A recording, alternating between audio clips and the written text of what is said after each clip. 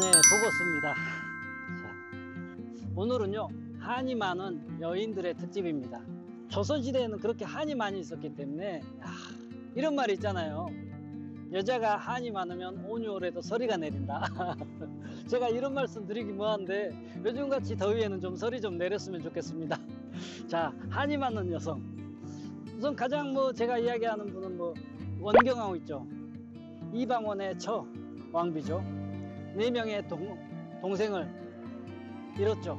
한이 없을 수가 없죠, 이런 분. 고려시대 때는 사실상 여성들이 사회적인 지위를 가질 수가 있었습니다. 호주도 집을 살 수도 있었고, 이혼하면 다시 재혼을 할 수도 있었고, 그리고 외출도 마음대로 할 수 있었고요. 하지만 조선시대는 다릅니다. 조선시대는 이제 유교사상으로 바뀌면서 남존여비, 남녀칠세 부동석 이런 말들이 있듯이 여자분들은 이렇게 억압 속에 살 수밖에 없었죠. 그렇기 때문에 한이 없을 수가 없죠. 한이 있죠. 조선시대 한 많은 여자 대표적인 분이죠. 바로 헌안설원입니다.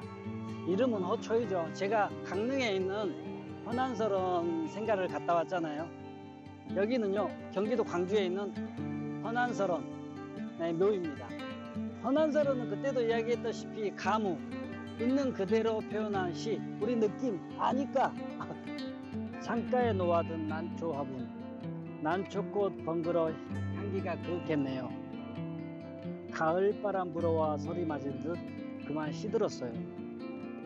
어여쁜 모습 비록 시들었지만요, 여전히 코끝에 맴도는 난초의 향기, 마치 시든 난초가 다시 나는 듯해요. 흐르는 눈물 옷소매로 닦아요. 이러한 느낌 그대로 표현된 시들이 많습니다. 그죠? 그런 시가 유명하잖아요. 사실은요, 헌안설원은 살아있을 때보다 죽어서 더 이름이 알려졌죠. 살아있을 때는 사실상 이름을 떨치지 못했습니다. 중국과 일본, 그리고 이후에 조선 후기에 우리나라에 이제 명성이 떨쳤는데요. 사실 조선에서는 여자가 시를 쓴다? 그냥 덮어버리죠. 보지도 않죠. 그렇기 때문에 인정받지 못했던 겁니다. 헌안설원은요, 결혼 전과 결혼 후로 시대를 나눌 수가 있습니다. 결혼 전, 사대부가의 딸이죠. 아버지 허엽이요, 좀 깨어있는 사람이었습니다. 깨어있는 사람. 그렇기 때문에 좀 여자도 공부를 시켜야 된다, 이러한 생각을 가지고 있는 사람이었죠. 그리고 그 집안도 보면 대단하지 않습니까? 홍길동전의 저자 허균, 또 오빠죠. 오빠 허봉도 대단한 분이었죠. 그만큼 사대부가에서 또 내노라 하는 분들이 많이 있었기 때문에 그 문장가로서 또 본인의 영향을 펼칠 수 있었겠죠. 허봉은, 둘째 오빠 허봉은요, 헌안설원에 영향을 많이 줬던 사람입니다. 문장으로서 가르쳤던 사람이죠. 아버지 허엽은요, 헌안설원이 8살 때 그 재능을 알아봤습니다. 백옥류 상냥문을요, 헌안설원이 쓴 겁니다. 8살 때. 그렇기 때문에 그 재능을 알아보고, 상냥문이면 이렇게, 그러니까 상냥문이면은 8살짜리가 집을 만들 때 한옥 상냥을 하잖아요. 그때 상냥문을 썼다는 거죠. 8살짜리가. 그래서 아버지 허엽은요, 그 헌안설원의 문장의 천재적인 기질을 알아낸 겁니다.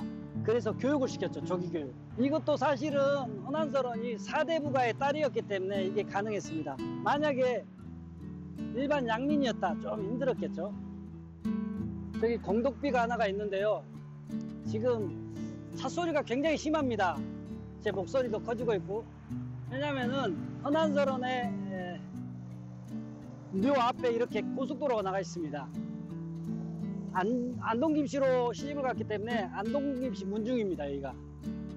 그래서 이걸 허락을 해줬다 해서 이렇게 공덕비가 생긴 겁니다. 자, 헌안설원은 결혼해서가 문제죠. 안동김씨 김성립과 결혼을 했거든요. 사대부가입니다. 사대부가 입장에서는 며느리가 시집을 왔으면은 집안 살림을 해야 되고, 아들 김성립을 내조를 해야 되고, 또 그때 당시는 생산이죠. 생산을 해야 되기 때문에 좀 시댁에서 좀 탐탁지 않게 생각했죠. 왜냐하면 맨날 시만 쓰니까, 글만 짓고, 그러니까 탐탁지 않았죠. 또 김성립이라는 사람은 사실은 허균 입장에서는 헌안설원의 제목이 못되게 생각했다고 합니다. 왜냐하면은 헌안설원 천재였고 김성립은 그냥 물론 과거는 합격했지만은 이후에 그의 분에 안 찼죠. 그렇기 때문에 좀 무시했다고 합니다. 허균이 헌안설원 김성립을. 자, 그리고 또 헌안설원과 남편 김성립의 문제가 있을 때마다 헌안설원은요 글로써 남편과 소통을 했다고 합니다. 그만큼 글재주가 뛰어났던 거죠. 그러한 글을 보고 또 김성립은 반성을 해서 과거에 합격했다는 서로 이야기가 있습니다. 헌안설원과 시가 시댁과의 불화는 우선 남편의 불화가 있었고 또 시어머니 불화, 그리고 아버지와 둘째 오빠, 정신적 지주였던 둘째 오빠 허봉의 객사, 두 아이를 잃었고 또 뱃속에 있는 아이까지 또 유산을 했습니다. 그리고 헌안설원이 27살이 되던 해에 돌아가셨죠. 죽기 전에 또 남긴 시가 있는데요. 푸른 바닷물이 구슬바다에 스며들고 푸른 난새는 채색 난새에게 기대었구나. 부용꽃 27송이가 붉게 떨어지니 달빛서리 위에 차갑기만 해라.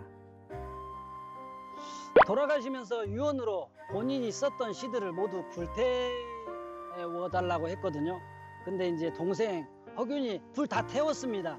그런데 시가에 있던 시와 허균이 기억력이 그렇게 좋습니다. 본인이 기억하고 있는 헌안설원의 시들을 또 이렇게 만들어서 낸 책이 바로 난설원집입니다. 아까 말했던 것처럼 난설원집은요 조선시대에서는 그렇게 인기를 얻지 못했습니다. 그러나 명나라 사신이 와서 헌안설원 책을 한 권 가지고 갔는데 명나라에서 난리가 난 겁니다.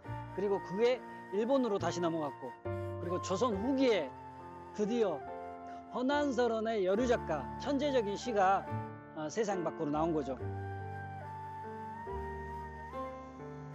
자, 여기가 헌안설원의 묘입니다.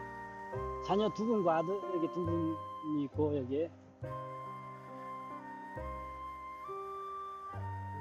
이건 또 허봉 두 번째 오빠가 지었네요. 저기 난초 시비가 있습니다. 여기에 헌안설원의 묘가 있고요.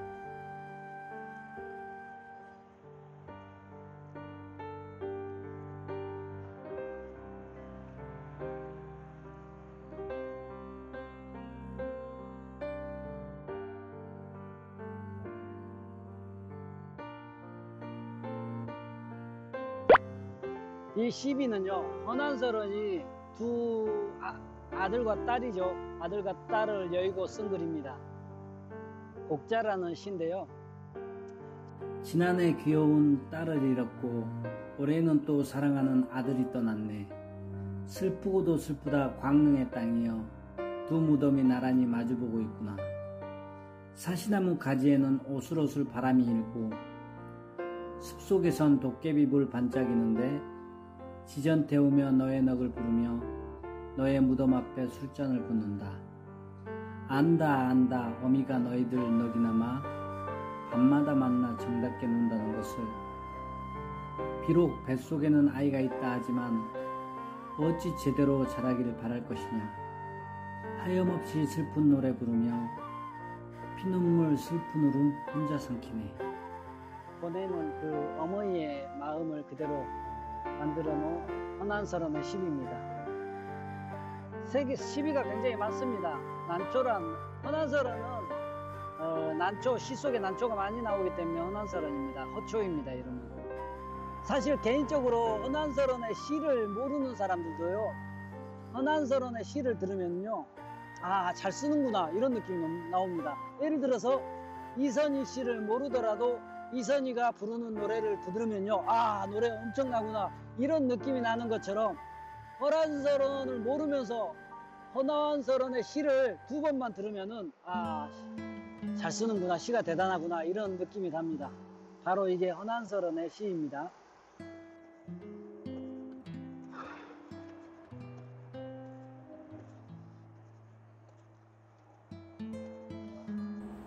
이곳이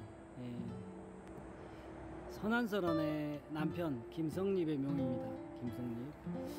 뭐 여러분들이 아시다시피 좀 불안은 있었지만 김성림 님도 선생도 좀 임진왜란때 적극적으로 싸워서 국난 극복을 하시려고 했고요.